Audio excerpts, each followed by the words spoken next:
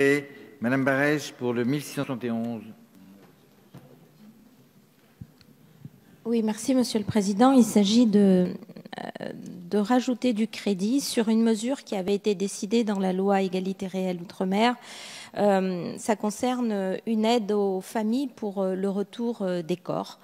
Parce qu'il il y a des situations comme ça douloureuses où les familles, enfin un être cher, un enfant, un parent, part se faire soigner, c'est un exemple, et décède ici dans l'Hexagone.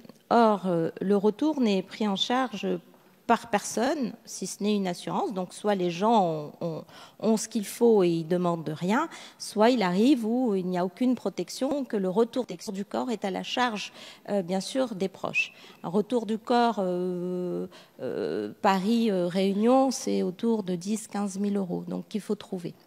Et donc, cette mesure était destinée à participer, à aider dans des moments douloureux tels que ceux-là. Et puis, il n'y en a pas tout tant que ça, heureusement.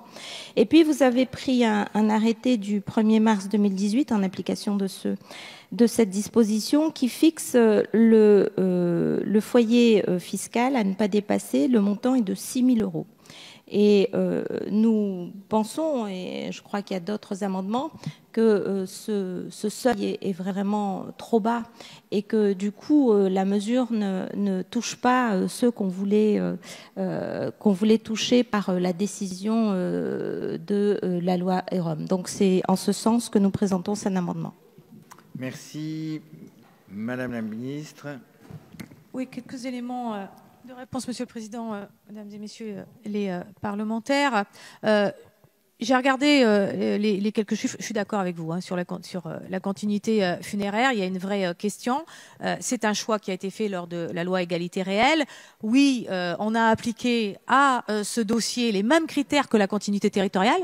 Du coup, on a la même question sur les revenus que la continuité territoriale et ça revient et ça tourne en boucle en matière de problématiques. On a 30 dossiers qui ont été enregistrés en 2018 et il y a 4 dossiers qui étaient éligibles. Voilà, dont 2 qui ont fait l'objet d'un paiement en 2018 et 2 qui le seront en 2019. Pour l'année 2019, on a 63 dossiers enregistrés et on a 13 dossiers pour l'instant éligibles et payés. On a bien donc là une vraie difficulté et il faut que je puisse regarder davantage quels sont les problèmes précis et comment on peut les faire évoluer. Mais ce que je sais, c'est que la proposition que vous faites, même si elle est très intéressante, le montant que vous y mettez est beaucoup trop important par rapport aux besoins réels, y compris si on change les critères et le périmètre. C'est pour ça que je mets un avis défavorable à votre amendement, mais sur le fond,